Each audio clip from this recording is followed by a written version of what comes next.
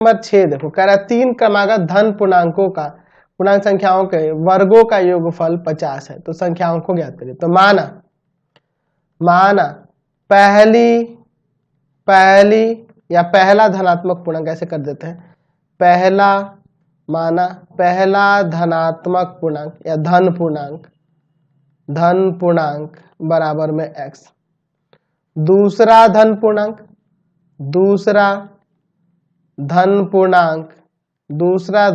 क्या होगा? x plus 1, क्रमागत है ना। तीसरा धन पूर्णांक x प्लस 2। प्रश्न से क्या कह रहा है क्वेश्चन में कि 3 क्रमागत धन पूर्णांक संख्याओं के वर्गों का योगफल जो है 50 है। तो इनके वर्गों का योगफल, चलिए तीनों के वर्गों का योगफल क्या है? 50 है। चलिए यहाँ सॉल्व करते हैं। एक्स स्क्वायर यहाँ हो जाएगा एक्स स्क्वायर प्लस में 2 इंटू एक्स इंटू 1 प्लस 1 का स्क्वायर। यहाँ भी उसी तरह से x square plus 2 into x into 2 plus 2 का स्क्वायर। और इधर लेके चले आते हैं माइनस का 50 बराबर में 0।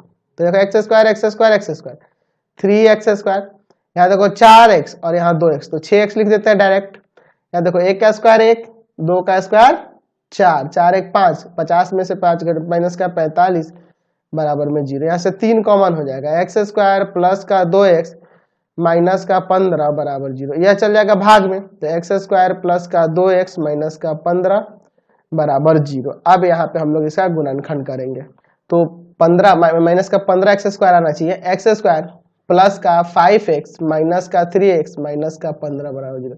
घटाओगे तो 2x, गुना करोगे तो इनके गुणनफल के बराबर। x कॉमन करो, x प्लस 5 बचेगा।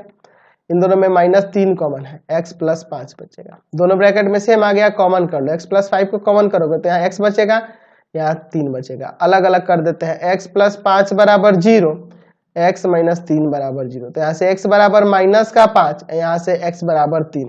चूंकि संख्या धनात्मक है ना, चूंकि संख्या धनात्मक पूर्णांक के रूप में है ना, इसलिए x बराबर क्या लोगे? 3 लोगे। तो पहली संख्या या पहला धनात्मक पूर्णांक ऐसे भी लिख सकते हैं, 3 हो जाएगा क्योंकि x था। दूसरी संख्या तो वह x प्लस 1 है ना, यानी कि 3 प्लस 1 4। तीसरी